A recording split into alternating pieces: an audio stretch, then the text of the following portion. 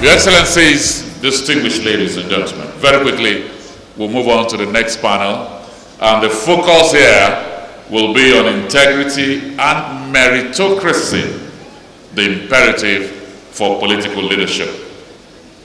The chairman here, please join me as I welcome distinguished Senator Felix Kolawole Bajomo, FCA.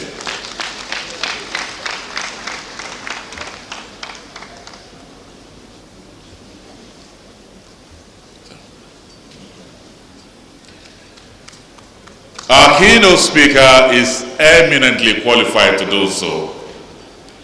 Not only is he a chartered accountant, he was for 8 years the governor of Ogun State.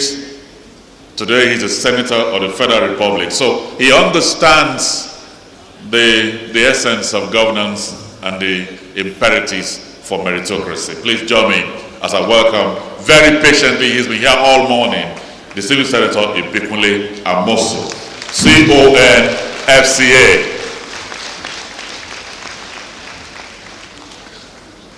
There is a very packed panel. The National Assembly is all here represented. Let me welcome, as one of our discussants, Chairman, Senate Committee on Finance, distinguished Senator Solomon Olamilekan Adeola. If you love to call him Yayi, you are very free to do so. I welcome you. And then to also join us is the Chairman, House Committee on Capital Market. Please join us. I welcome Honorable Ibrahim Babangida.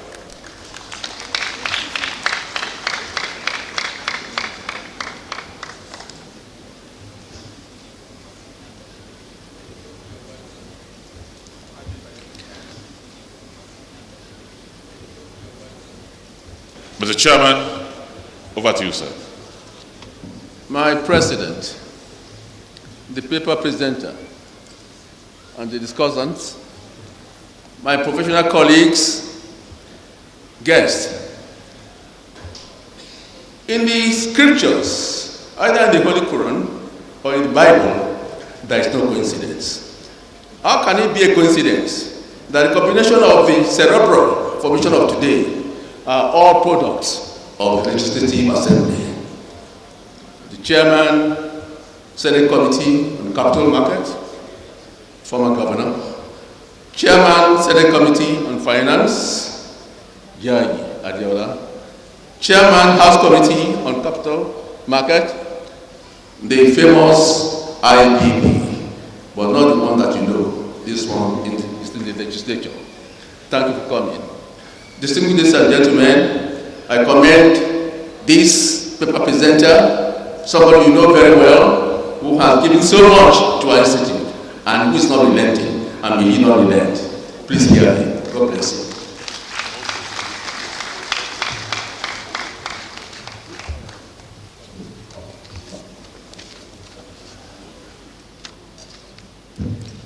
Thank you, Mr. Chairman, the President of our great institute, the Vice President.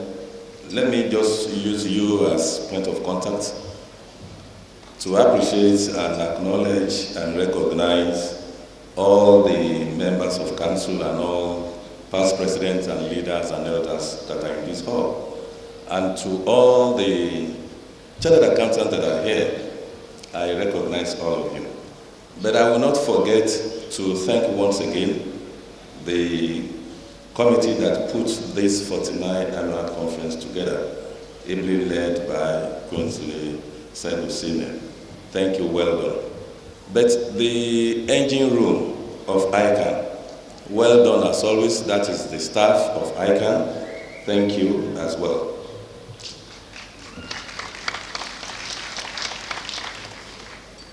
Let me begin by thanking the President and Council of our Reverse Institute for inviting me to deliver this presentation at the 49th Annual ICAN Conference.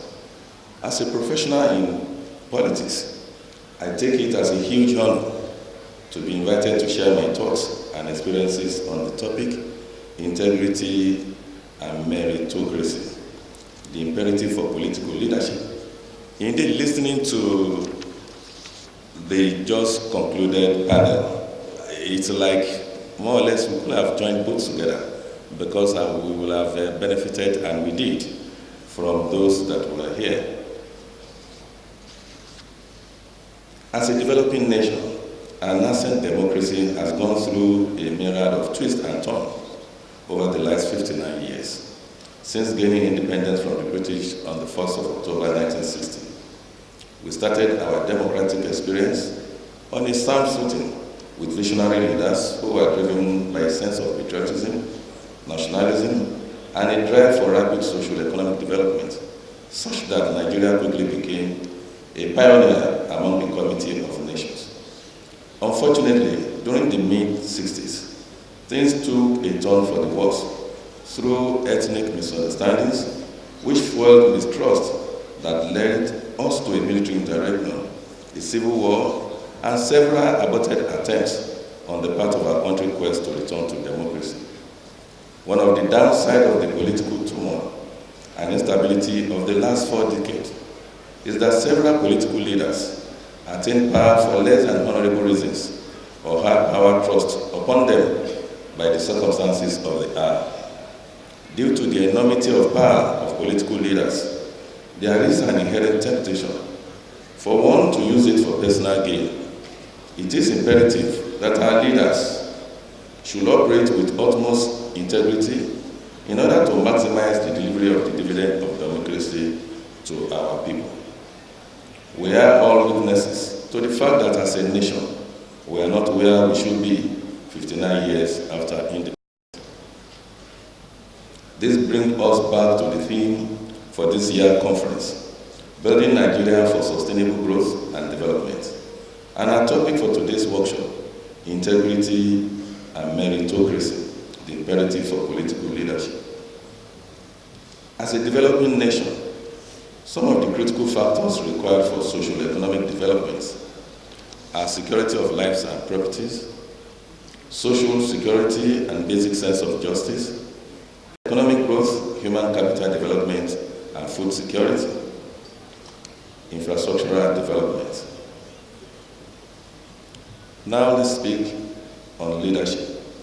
A great U.S. Army General, Norman Schwarzkopf, once said successful leadership is a potent combination of strategy and character. But if you must be without one, be without strategy. While I do not believe that we need to spend too much time on defining what leadership is, what is apparent to most of us, especially members of our noble profession, is that without good morals, ethics, integrity, fairness, and meritocracy, leadership, more especially political leadership, will not achieve the desired results.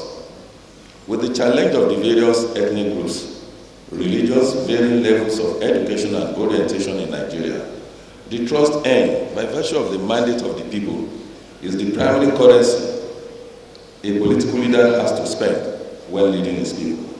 The people are more likely to follow leaders they trust. This is why our political leaders must employ integrity and meritocratic principles in all their decision-making. This will increase the willingness of the followers to follow a trusted leader.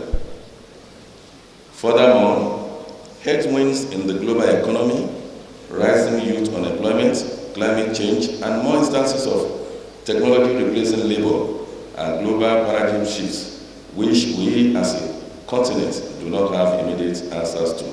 Thankfully, earlier this morning, we were taking through that. We learned a lot about artificial intelligence, disruptive technology that is coming up every day, and I'm sure that all of us have taken notes, and I'm sure that will help us in our daily chores as accountants.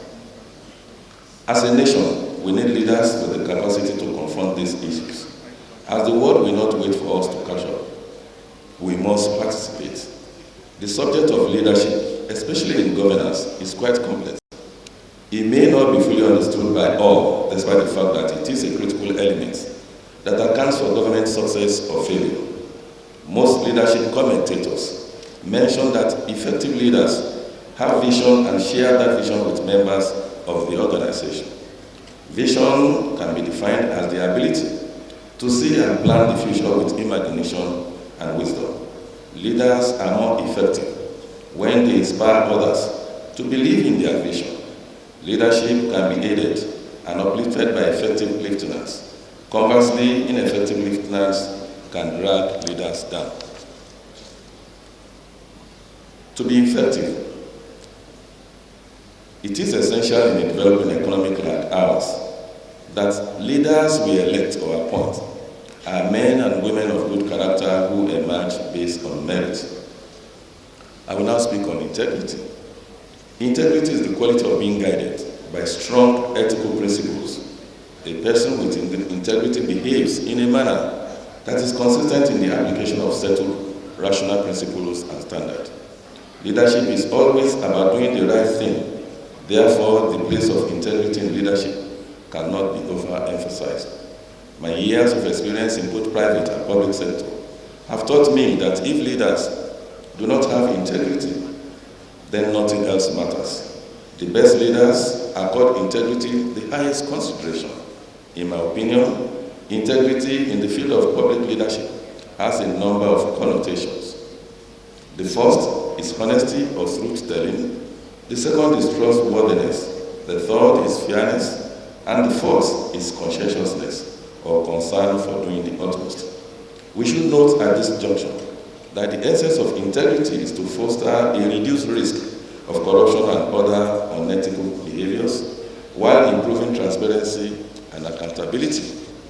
Political leaders with personal as well as professional integrity and high ethical standards are crucial to good governance within the framework of democracy and the rule of law. The term meritocracy itself is a historical and philosophical description of what a true and democratic leadership connotes. The term was first used in 1958 by British politician and sociologist Michael Young. By the term rulership or leadership on merit, Young conceptualized merit in terms of tested competence and abilities for optimal results of an individual, which can be seen and proven within or in a related administrative system. Meritocracy is the philosophy of governance via a system of holding power by people selected, appointed, or elected into public office according to their individual merits.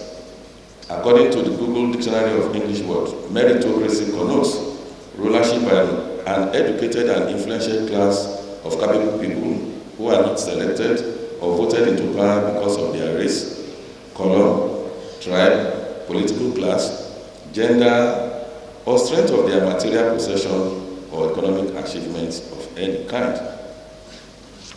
British and American societies are among some of the most obvious contemporary examples of meritocratic states.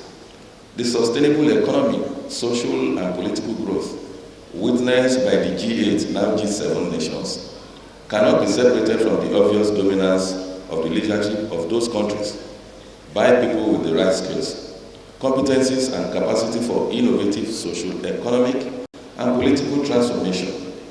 The philosophy guiding meritocracy and good governance suggests that only people who can make impact will be allowed to hold office. Leaders elected or appointed into offices through the principle of meritocracy must bring with them innovative thinking and an inspirational mindset that can be cascaded down to their followers and teams, which will ensure the implementation of policies into development strides across all phases of a nation's social, economic, and political sectors. Therefore, meritocracy should and will exclude all persons that will potentially shy away from real issues affecting the growth and development of a nation. Singapore offers a contemporary model of a nation's conceptualization of both integrity and meritocracy in political leadership. The country's founding father and the Prime Minister, Lee Kuan Yew, argued, if you want Singapore to succeed, you must have a system that enables the best man and the most suitable to go into the job that is needed. In 1965, the city-state was a small trading port with an unemployment rate of 14%. 50 years later, its unemployment rate has dropped to 1.9%. In 1959, Singapore's GDP per capita was $510. 50 years later, it is more than 100 times that number. Singapore's per capita income is now almost 50% higher than its former colonial master, Great Britain. Whatever else Lee Kuan Yew may have got wrong, on integrity and meritocracy, he was spot on. He said, and I quote, "It has taken me some time to see the obvious, that talent is a country's most precious asset. It is the defining factor. After several years in government, I realized that the more talented people I had as ministers, administrators, and professionals, the more effective my policies were, and the better the result."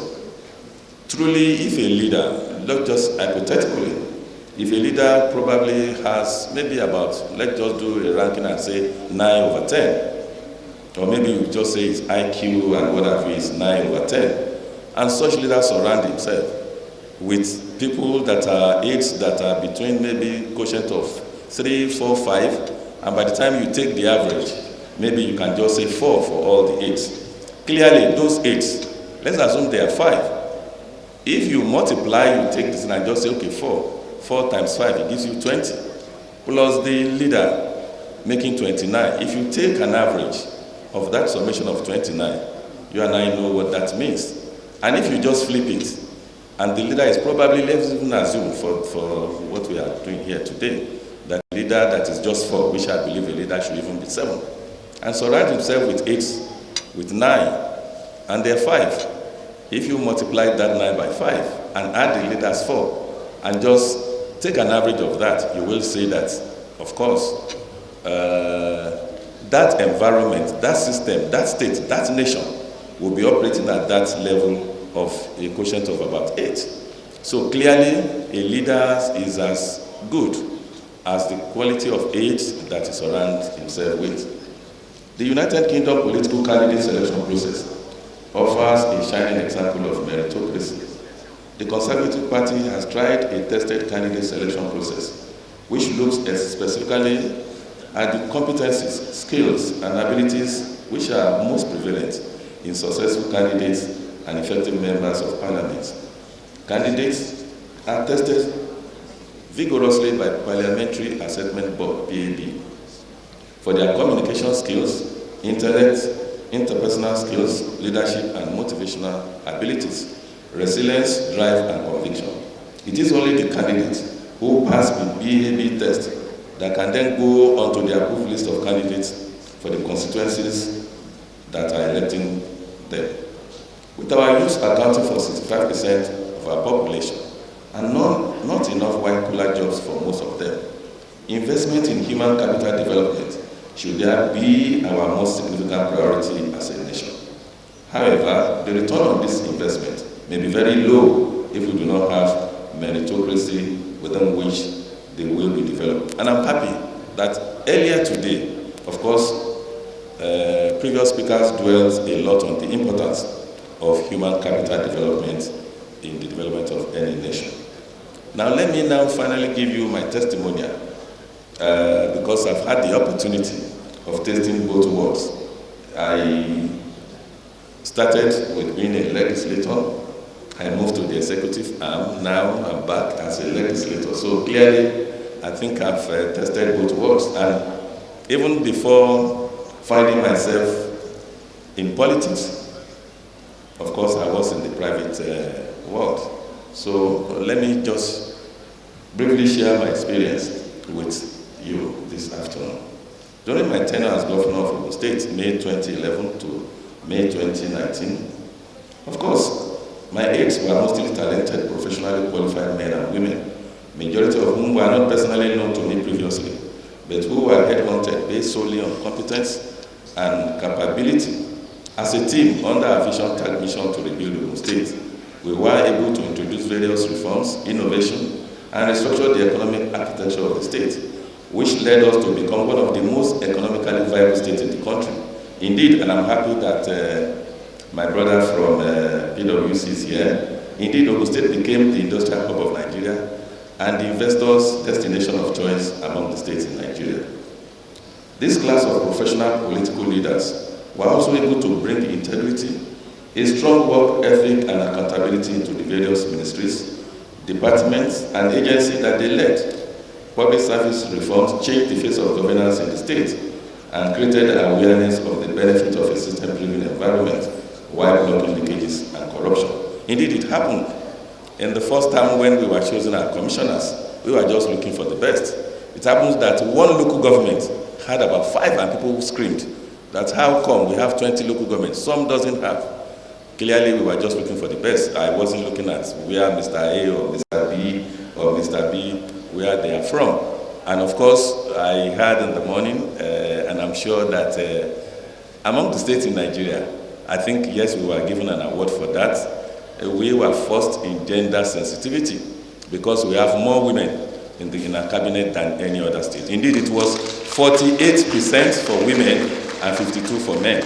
And I agree with my brother that said women, they work well. And when we were there in my first term, the CJ was, of course, the CJ, a woman, the head of service, our accountant general and minister of, commissioner for justice. So in some way, all of them were women. Of course, you know who our commissioner for finance was then, Mrs. Kemi Adeosun, who later became the minister of finance, the one for budget, women, agri, all of them like that. We just bring everybody in, budget and planning women, because we believe that, for me, I just want who can do the job.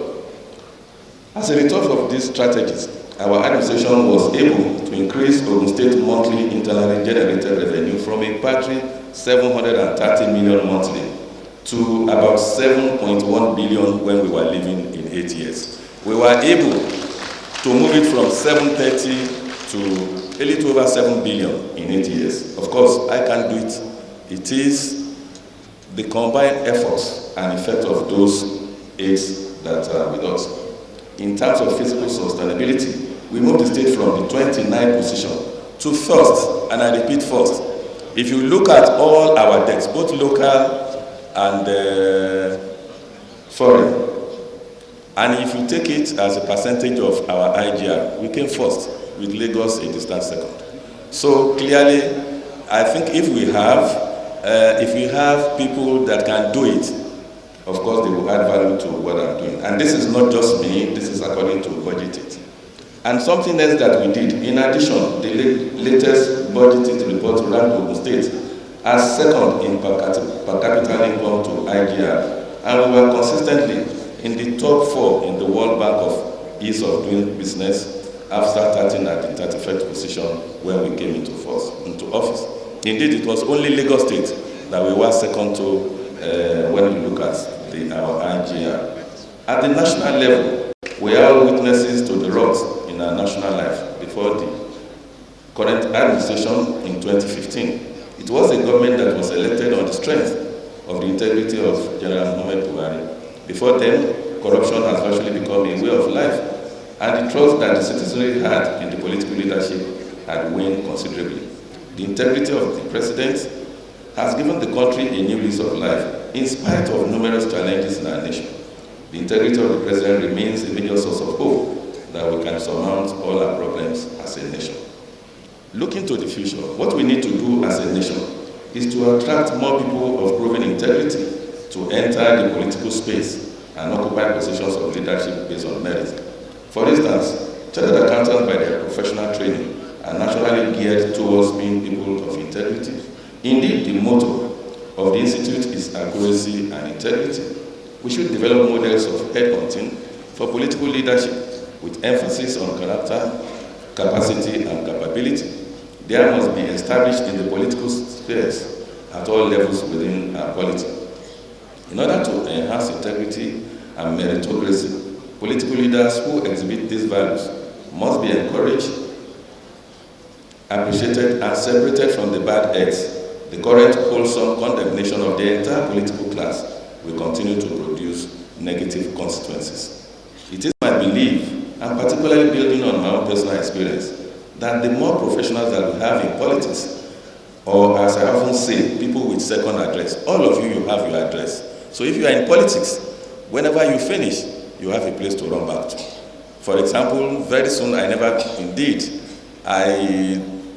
find myself again in the Senate, and I'm sure that in 3.5 years' time, I'm coming back to my first love. I will come back to come and join you. It is my belief, and particularly building on my own experience once again, that the more professionals that we have in politics, or as I often say, people with second addresses, who sees political leadership position as more of a call to serve than an avenue for personal aggrandizement, then the closer we will get to having a leadership that is based on integrity and meritocracy, that will move this country towards sustainable development. If I'm happy that since yesterday, I mentioned it, everybody, all the speakers that have spoken before me mentioned it too, that if we just sit back and don't get involved, it's like a beauty pageant. It is whoever presented themselves, even maybe not so beautiful ladies. Once they present themselves, they have to pick one among them. If the beautiful ones are not showing their faces, so clearly, and they will be the most beautiful this, the most beautiful that. So clearly, we should get involved. If you are going to get it right, professionals must get involved.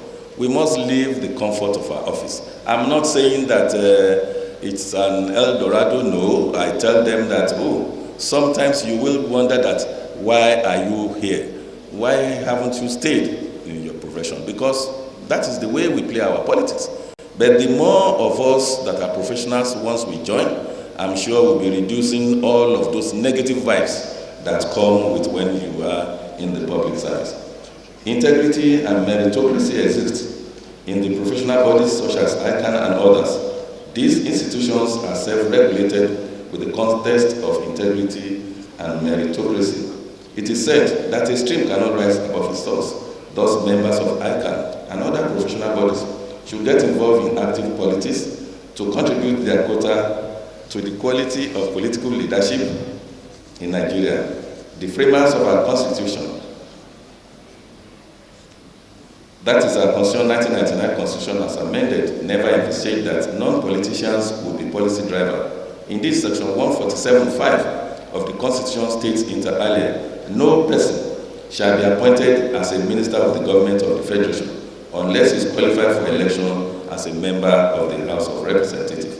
In other words, for you to qualify as a member of the House of Representatives, you must belong to a political party, Section 65(2).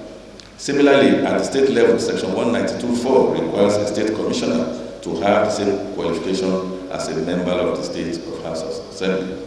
At this junction, I will call upon my fellow chartered accountants to consider, just as I and many of our colleagues have done, to step out of their comfort zone in the public service space. Indeed, all professionals should get involved to promote, nurture, provide integrity and meritocracy in the political space.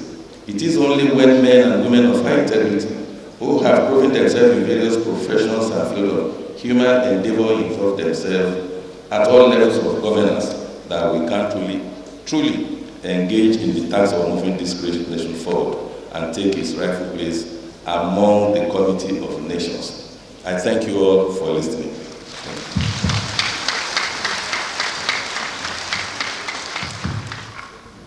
You just had the delivery of Senator Ibikole Amosu, CEO FCA. It is obvious that integrity and meritocracy are twin brothers. You cannot separate the two. If you have merit and you don't have integrity, well, IGR could have been improved or enhanced from 730 million to 7 billion. If you don't have integrity, you may end up recording only 1 billion. What does that mean to us? And where does this merit lie? The merit cannot lie in the people from the dots. It cannot lie in the people who are top pushers. It can only lie in the people who have the knowledge. And you cannot entrust responsibility, power, and policy formulation into the hands of people who do not have merit. You can only drive a nation in terms of enhancing the well-being of the citizens of that nation unless you combine integrity and merit. And he has used his experience to bring to bear the practicability of combining the two. And what he has achieved from that, he has just shown us. On this note, I would like to call on one of our discussants, the distinguished Senator Solomon Adiola, to discuss on this matter. Feel free either to do it from there, but because of who you are, you may need to be well noticed. So take it upon yourself to go to where you do this thing. Thank you so much. The president of our great institute, the vice president, the council member, past president, invited guests, other distinguished accountants here present. The guest speaker of today, one of our political leaders, a two-time governor of my own state, Ogun State, and senator representing Ogun Central, Senator Ibikunle Amosun, I recognize you, sir. The chairman of this session, Mr. Philip Bajomo, and my other brother from the House of Rep, Honorable Babangida, former chairman, House Committee on Finance, I recognize you. Mr. President, very distinguished colleagues, I'm proud to be an accountant and I'm proud to be a member of the Institute of Chartered Accountants of Nigeria. I want to put it on record that I am one of you, representing you in the National Assembly, Senate precisely, and as the Chairman, Senate Committee on Finance of the Federal Republic of Nigeria. Mr. President, very distinguished colleague, I must say this. I came into this country around 4:30 a.m. this morning so that I can be part of this discussion. As you all are aware, the National Assembly is on recess, but I've been recalled by the president of the institute, which I'm one of his subjects, as a member of this great institute. So I have no choice than to be back and attend this all-important conference, our annual conference. Mr. President, I won't want to take much of our time, as a lot has been said about the paper just presented by Senator Ibikunle Amosun, which borders on the integrity and meritocracy and imperative for political leadership. And it is clear what we are here to discuss on these papers: integrity, meritocracy, and political leadership. And that is why we, the three of us here seated, are here to give you our own perspective as these two major issues that have been raised, integrity and meritocracy, has affected the leadership of our country that we have received thus far. Mr. President, as I've said, the guest speaker has said a lot about what integrity is all about. He has given his own definition. But I'm ready to look into these papers from just 5 perspectives. Number 1, I want to discuss it, integrity as a cornerstone of our political leadership. Number 2, meritocracy as a pillar of sustainable national development. And number 3, building blocks between integrity and meritocracy. Mr. President, distinguished colleague, you will quite agree with me that for every purposeful leadership is based on 3 major pillars: vision, people, and integrity. If there is no vision, the people will perish. If there is no people in the political leadership, the leadership will perish. And if there is no integrity, both the people and the vision will perish.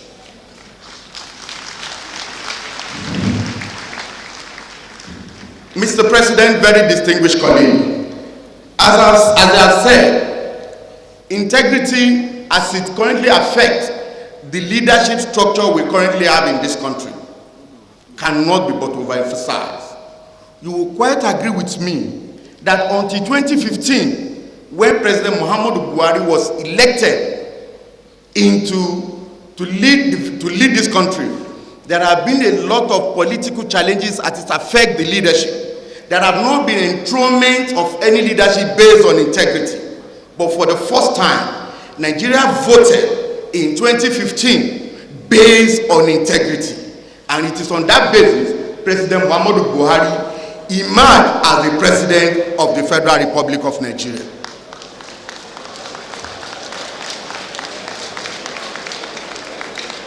My very distinguished colleague, you will quite agree with me. The topic before us, yes, I believe deserves a lot of murmuring because it borders on the political leadership, which to so many here has been the bane of the problem and challenges confronting us as a nation. But I will want to put it on record that either we like it or not, we cannot take the complexity of our country away from ourselves. Nigeria is a country that is built upon 250 ethnic groups and 251 languages. We can't compare ourselves with Great Britain with one language, with one ethnic group, or the United States of America with one language or with one ethnic group. I give you a very good example. If in the Senate, while we're discussing, and there is need for us to situate a project in a particular state, and we decided that, okay, let this project go to Ogun State. I can assure you, when you get to the point of which part of Ogun State this project should be actually situated, there will be controversy among the 3 senators. There will be controversy. Ogun Central Senator will say, yes, this project should come to Ogun Central. Ogun East said, we are beyond that developed. Why is it not coming to us?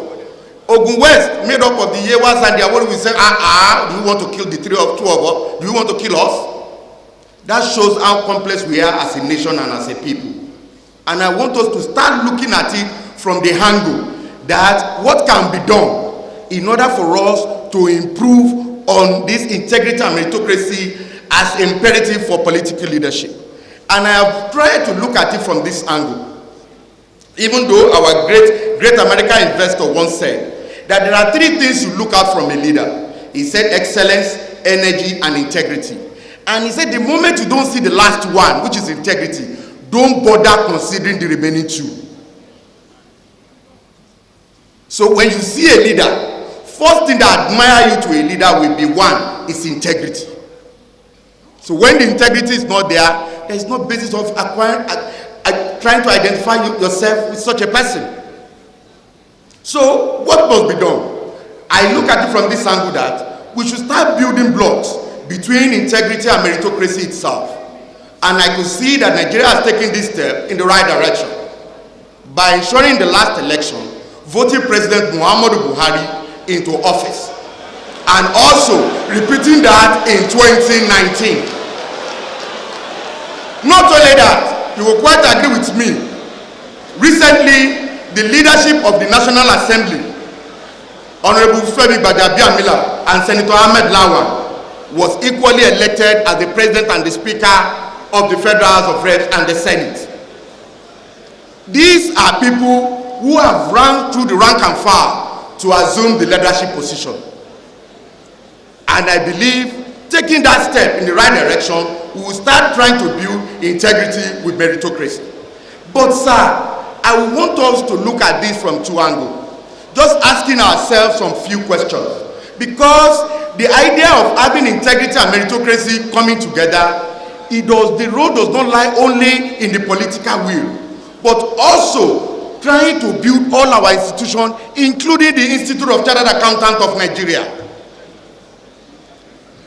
We as an institute, we have taken it upon ourselves to monthly create a platform for training and retraining of our accountants through the MPCE programs. And I believe part of what will be discussed at that program include this same topic that is currently before us. Because it's not about the political leadership, even in the private sector. Because an economy that is not private sector driven does not fit to exist as an economy.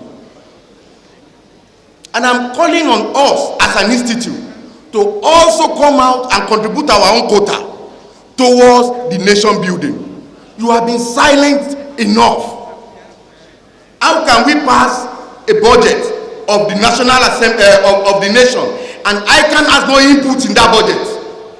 There is no paper from ICAN concerning the nation's budget, and relying on us alone to take the decision. So whatever decision we give to you will be our own final decision, that we will believe that is what you people deserve.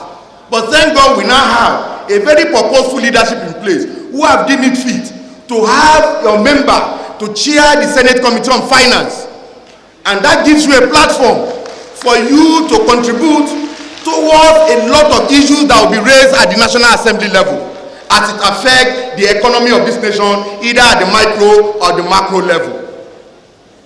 So, Mr. President and council member, that is a challenge before you.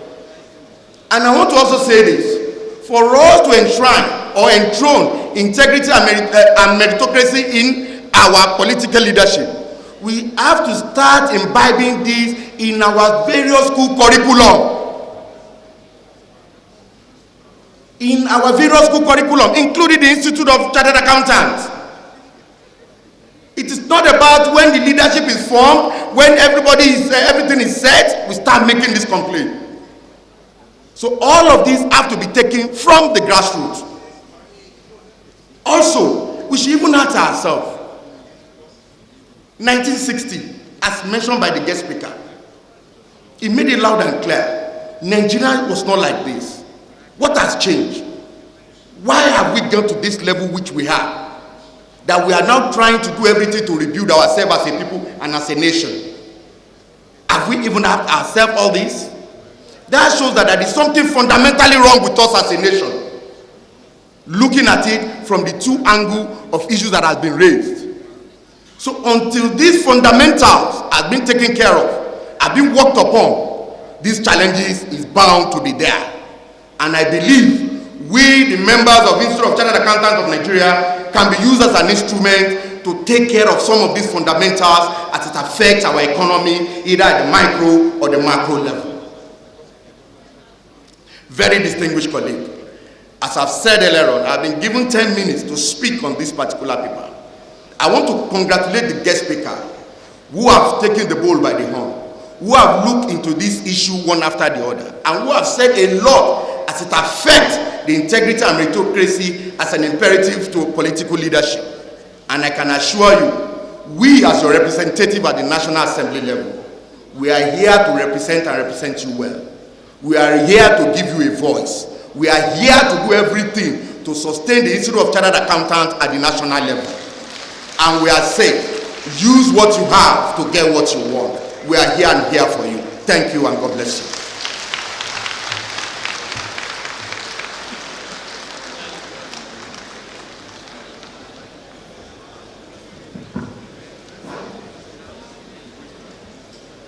My president, my vice president, my deputy vice president, IDB, distinguished colleagues, use what you have to get what you want. The products have been made available to us in terms of integrity and merit. But what they have just told you is that they cannot do it alone. That they are there to represent you, and they are representing you well. And they bold to say that these are true sons of the profession. Need I catalog to you what the Bahamas have done in enhancing the relevance of the institute in terms of digital development. And say that it's a way for the time being that you will come back to sponsor us. Has he ever left us? Thank you for being available. As the last speaker, who is also offering to be available for whatever it is that you wanted to do, let me take you back into memory that it was very much with us when we were trying to prevent the adulteration of our professionalism by people who are trying to smuggle in the fake forensic auditing and investigation. Thank God till today, it has not seen the light of the day, and may it not see the light of the day. Now, these two general councils have spoken, but we need to add spice to the discussion of today. It is in this vein that I'm calling on my brother, my friend, Ibrahim Babangida, Honorable, the Chairman, House Committee on Capital Markets.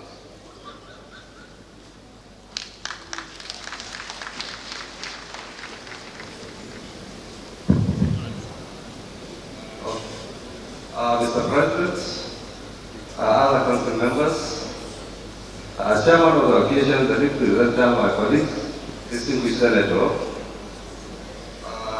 Let me start by saying that I don't want to feel discriminated here. The chairman of the occasion is a member of the institute. The lead presenter is a member of the institute. One of the discussants is a member of the institute. And I'm happy to announce also I'm a student member of the institute.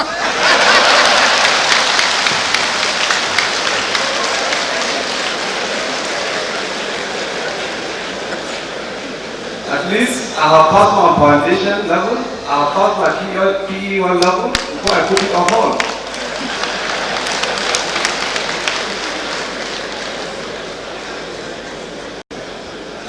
Let me start by also congratulating the lead presenter who has done justice to this paper, integrity and meritocracy imperative for political leadership. In the course of my discussion, I will try as much as possible to be as practical as possible. Based on the presentation, it is obvious that you can only acquire political leadership either through election or appointments. We are not discussing what is expected for a good leader to do after being elected or appointed. We are trying to discuss the necessity, the importance, why it is critical in the process of election or appointment that we have to emphasize on integrity and merit. Now, let us look at the election process and why it is important that each and every one of you here has to play a key role. Why it is very important for you people not show a donkey attitude. Electing a political leader starts from the party. And when we talk about the party, we talk about the internal democracy of the party. That's the primary election. At that particular point in time, each and every Nigerian has responsibility to participate, to ensure that the right and credible leader is elected as the leader of the party. Why is this so? Because the process of electing a leader has two dimensions. It's either through direct or indirect primaries. And if it is through indirect primaries, which means it is the party leaders that will elect the leader to even represent his party. So that's why it is very important for each and everybody to be concerned about who becomes the party leader. Because they have the responsibility to represent you. But at that particular point in time, you have no right to participate. It is only the person you elect to represent you that will now select a good leader for you. So it is very important at that particular stage, each and every Nigerian, whether you are professional, you are not professional, to make sure you take keen interest on who becomes the party leader. Now at the end of the day, you see, we are discussing based on what is obtainable in Nigeria today. We are all aware that we put a question mark on the internal process of electing the leaders in Nigeria because integrity in most cases is not there. The merit in most cases is not there.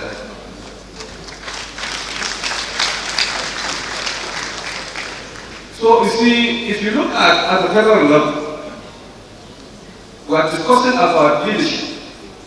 We are discussing about sustainable development and growth of Nigeria. But if you look at the national level, who are the actual elected leaders? It's only the presidents, the vice presidents, and who? Members of the National Assembly. Any other operator within the system is not elected. So which means we have a fundamental problem. Which means it's very important in order, in even recognizing political leadership, we also have to go back to bureaucrats. Because they contribute immensely in the implementation of the policies of government.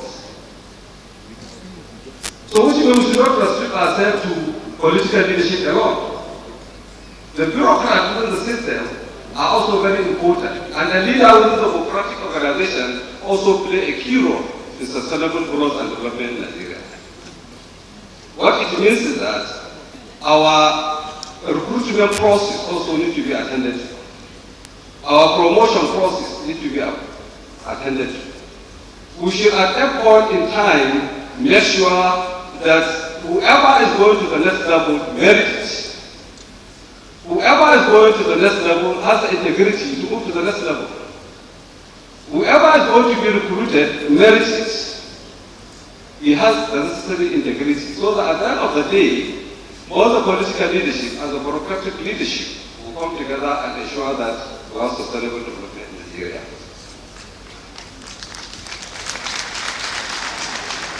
You see, in the course of making his presentation, the distinguished senator also draw our attention to the United Kingdom political candidate selection process, where he mentioned that a conservative party has tried and tested candidate selection process, which looks specifically at competency, skills, abilities, which are very important. And this selection process is usually done by parliamentary assessment boards. You find that if you look at our political system or our political process, this is completely missing. In the Nigerian political system, what we have is committees. And before you know it, before you even contest election, why is it that we have a lot of litigation cases? Why is it that we have a lot of pre-election matters cases in Nigeria? Why is it that in almost every election people must go to tribunal? Which means we have to put the question, the process is faulty.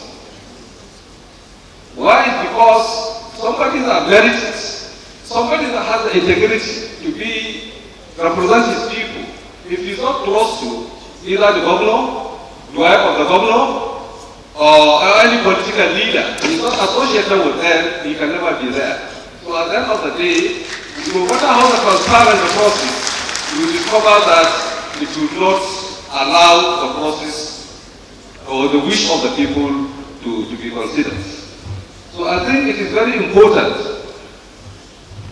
I think it is also very important, like I mentioned earlier, that in addition to political leadership, we have to look at the bureaucratic leadership also. Where we have to ensure, because at the end of the day, most of the political leaders make policies. The implementation of those policies rests with the bureaucrats. And no matter how the level of integrity, no matter how you merit the position, if you don't have the support of the structure within your organization, I don't think you will be able to succeed. That is why most of political leaders, they will be complaining that some people are sabotaging them. Some people are sabotaging them. So it is very important, we have to put at the back of our mind that we should try as much as possible to make sure that the right leaders are elected. Like a testimony of the lead speaker, I also want to give up my testimony. I have 3 chairmen here, or I can say 2 chairmen who are my former chairmen. The AG is there, the people is there. I was a staff operator in the revenue service. I was there for 16, 17 years. Most of my senior colleagues are here. When I was going out to join politics, a lot of people thought, why should you abandon your job and go for politics? But you see, at every point in time, you have to take a risk. You have to take a risk. You have to represent your community. You don't have to exercise any fear. You have to take the risk. So I'm calling all these professionals, please, please, you don't have to wait for your retirement age before you go back to your home. Try and make sure you go back to your immediate community, identify if they are challenging, go back and be part of the problems, provide solutions for the community. It is very, very important. I took the risk and I'm happy by taking that risk. I was called often by my chairman, where are you going? In fact, when I was pulling out, she was attending her ceremony. Our wedding ceremony, I pulled out. Before she comes out, she just told her resignation letter. So let us take the risk and go back to our community and make sure we give our contribution to community and make sure that the right leaders are elected, the right leaders that have integrity are also elected, so that we move the Nigeria forward, we make sure that we sustain growth and development in Nigeria. Thank you.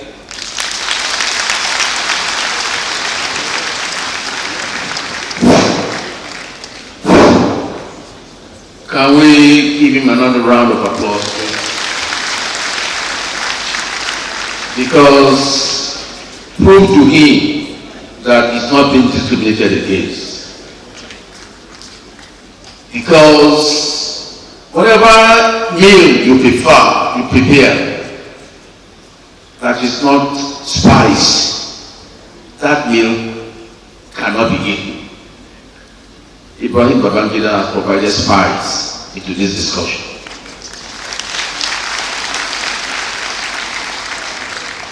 He has taken it as given that integrity and meritocracy is something that must be encouraged and invited and allowed to be the process of putting in place leadership for governance. However, if and when you do this, we cannot afford to continue to stay in our comfort zone and not taking a risk. Because if you don't take that risk, that comfort zone that you call comfort will become very uncomfortable. In the long run, if you are governed by people who do not have integrity and who do not have merit, and you cannot afford to build a bad future for yourself. So on this day, it is important that all of us, young and old, must begin to find a way to dwell into the arena of politics and see how we can contribute to meaningful development in Nigeria. If other nations had achieved a high level of development back, why is Nigeria lagging behind?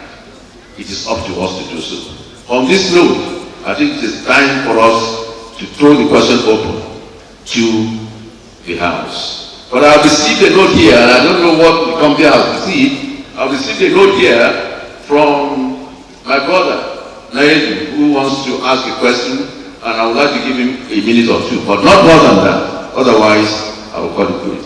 Thank you very much. Over to you. Thank you, Mr. Chairman and the President of the Institute. It's not really going to be up to a minute. All of you are politicians, but I want you to realize that it's not only in politics you have leadership. There's leadership in the bureaucracy, there's leadership in the private sector, and there's leadership in the legislature. But the Nigerian political class is not representing or managing the resources of the nation well. The paper presented by this speaker is an excellent one, and I commend him, and he has borne testimony to it when he was governor of Ogun State.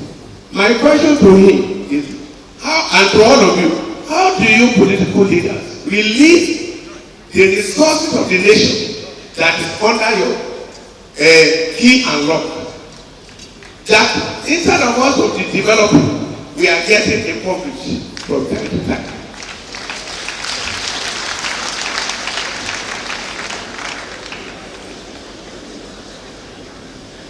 We will take more questions. Well, the aspect of Dr. Naidu's intervention in terms of leadership, as far as where I'm concerned, there is no separation in terms of leadership. Leadership is leadership. The fact that you are not in partisan politics does not mean that you should not be involved in political process. You cannot stay away from ensuring that whoever becomes the local government chairman of your area, that you will not know him. You must have some kind of influence. Partisan policy is a different matter. But getting involved as to what, whether we like it or not, the well-being of the nation is discussed and agreed in the political arena. Full stop. Thank you. Thank you, Mr. Chairman. This question says, choice of political leadership often does not reflect meritocracy. As we all know, it's about godfatherism, and since leadership is as good as the process that throws it up, little wonder the poor quality of political leadership we have. What is your take? This is from Obasola Jimo. The second question says, one of the things that have helped or enabled meritocracy and competence in some advanced countries is that the electoral laws allow for independent candidacy. What is the current legislature doing about this? Thank you. This is now thrown open to... Thank you, Mr. Chairman. To our elder chief, Nayeju, much as I will probably not want to maybe take this up like that with you, but let me just say this, that it is not just about the political leaders alone, it is all of us. And if you know, imagine the pressure that is being given to political leaders. Indeed, if one is not careful, all this integrity and all of those that we are talking about, one will be sure candidate for years. People will come every day, they will tell you all sorts, all of us. Whether you are a Muslim, Christian, Yoruba, it doesn't matter. Wherever you are, they will. People will do wrong things, or they will encourage you to do wrong things, and they will justify it. They will tell you, you are here for a purpose. If you are other your other people, if you are a Muslim, they say you are the Christian. They will sort themselves out. If you are a Christian, they will say they are the Muslim, Salam Alaikum, everything is done. So, it is, if you know the kind of pressure we go through every day, so it is not as easy as you said. But I agree with you. We are not where we should be. And the reason is this, not far-fetched. When, if you look at the numbers, it's too low. It's not even up to 1% of professionals that are in politics. So who are those that are running the show? People that are not well equipped for the job they are, for the assignment that they have been started with. And that's why we are saying that more of us should get involved. I've said it is not going to be an Eldorado, no. People who abuse you, they will, everything, they will despise you. But eyes on the ball, once you know you are in need, for intrinsic reason, you will not be bothered and you get there. I agree with you. Our political system, again, the way selection and all of that, it is not yet where it should be. But we can't say because it's not yet there, we'll wait until when it gets to that level where we say, oh, now we can get it. No, it will never get to that point that will be like those of the advanced nations, UK, US, and what have you. So some of us must get involved. So that would just be my own answer to that. Because as we continue to sit back, let me place this on record. Sorry if I put you on the line, Mrs. Adekite. When we had issues, we beckoned on her. Pro bono, she didn't collect money. One day she came to tell me that she will resign if all that she's telling us we are not doing. And I called them and I said, you see the quality of we accountants. Of course, she put everybody just stopped. And today, I'm sure that the MD of that mortgage bank is here. We turned things around because we were disciplined. So, as an accountant, I've said this severally over and over again. If we as accountants shy away and say we cannot do it, I don't know which professional can do it. So we can. We are equipped. We are well trained. And we cannot be quarantined. We can be everywhere. Anywhere we are, we will excel if we are determined to do so. Thank you. It is recognized that the electoral process and the recruitment process is faulty. Honorable Brian Babangida mentioned it, and he said this issue should be revisited. The institution in which we are in Nigeria today, it is no longer the people who vote and speak. Everything that is now deposited in the arena of the judiciary.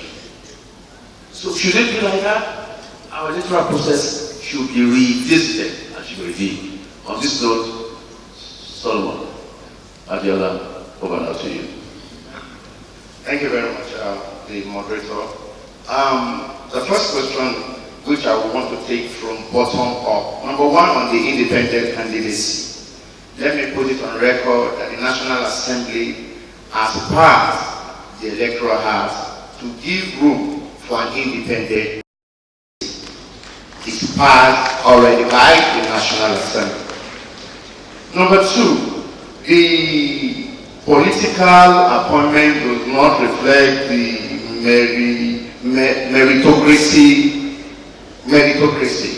I want to say this, that if it doesn't, that means we need everyone's participation in the political process.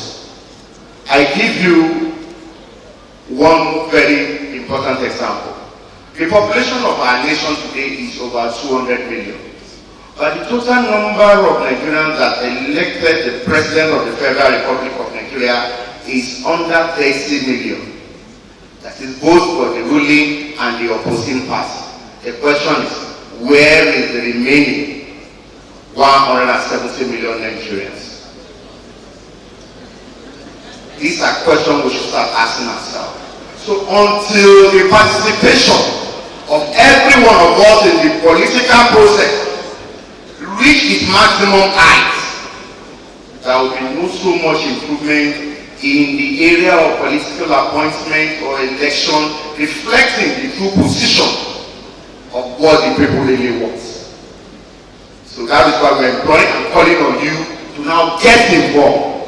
Everybody can register as a member of any political party he or she wants. Lastly, Mr. Naiju, former Accountant General, former Auditor General of the Federation. I listen with rapt attention that why is it that the releases of the nation's resources that we are in charge, yes, the power of the purse rests with the National Assembly. We have the knife, we have the cake, we have everything. Because that is the only area we can checkmate the excessiveness of the executive. But you are one part of the executive. The current structure of the nation's budget is not favorable at all in terms of what goes into the cost of running the government and what goes into provision of dividend of democracy to the people. Today, as we speak, the recurrent expenditure of the federal government is 72% overall of the overall budget of the nation. So only less than 28% is involved in provision of various infrastructural facilities across the nation, which is quite infinitesimal. So what is the solution? The solution is this. At a point in time in the life of this democratic process, a committee or a panel was set up, headed by the former head of service, a person of Mr. Orosmai, where all parastatals and agencies of the government were thoroughly looked into. And it was reduced to about 106 agencies of the government from 600. But today, where is this report? And I've been one of the advocates that report will be revisited.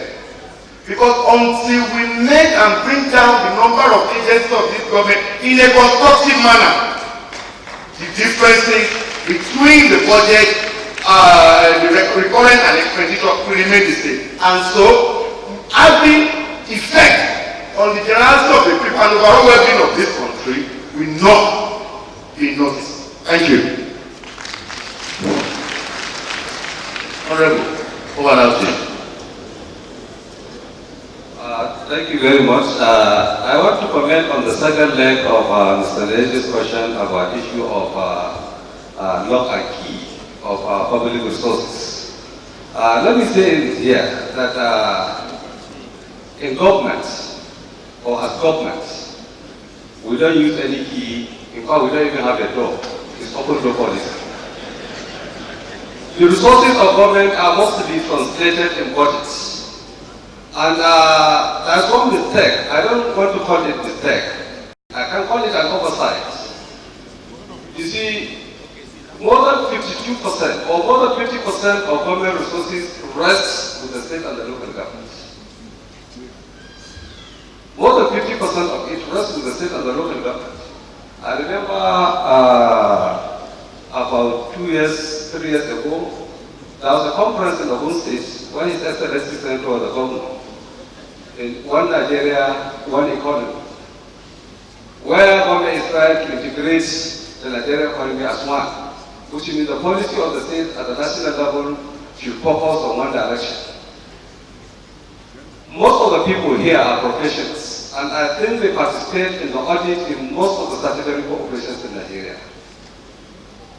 At the beginning of every year, the medium-term expenditure framework translates into what is expected to come in and expenditure for the government within that fiscal year. All sources of revenue are usually disclosed.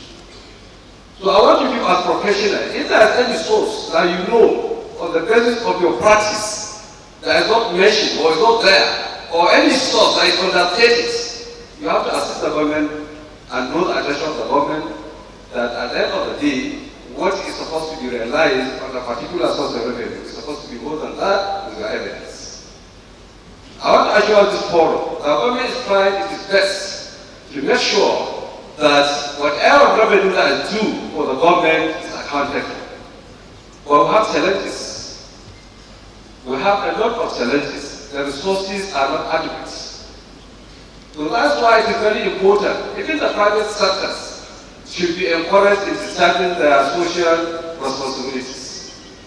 And I want to assure this forum that there's no key, there's no law, it's transparent, professionally as auditors, as experts. At the end of the day, if there's any information you want to provide the government that will assist in providing those revenue, we'll appreciate it. For the past 2-3 years, some of the major challenges government is facing is the realization of independent revenue. At least we are able to some extent to meet our tax revenue. The custom was able to also perform, but our major challenge is on the independent revenue. It is you as professionals that will assist and make sure that those revenue are accounted. That was why in the Seventh Assembly there was a repeal and attachment of the Fiscal Responsibility Act, because it was discovered that there are a lot of challenges with the Act.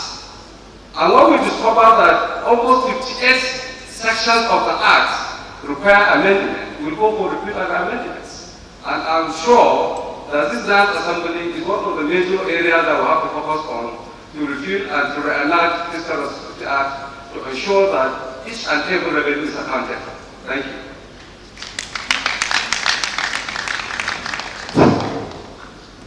Mr. President,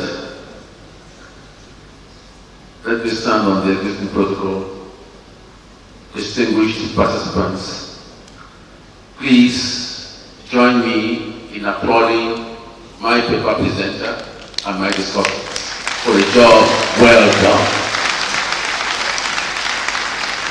I don't want to spend too much time showering encomium and accolades to these people. They have always been available, and they will continue to be available, materially, intellectually, and what have you. We are thanking you for the opportunity you have given us to be of service to you. Thank you, and God bless you. We appreciate you, sir. I'd like to invite Mr. President and the entire team to please rise up and join this amazing panel. And let's get the plaques ready as we appreciate them. And so while we are at that, as they step forward, let me recognize and welcome those eminent people who are in the entourage of distinguished Senator Amosu.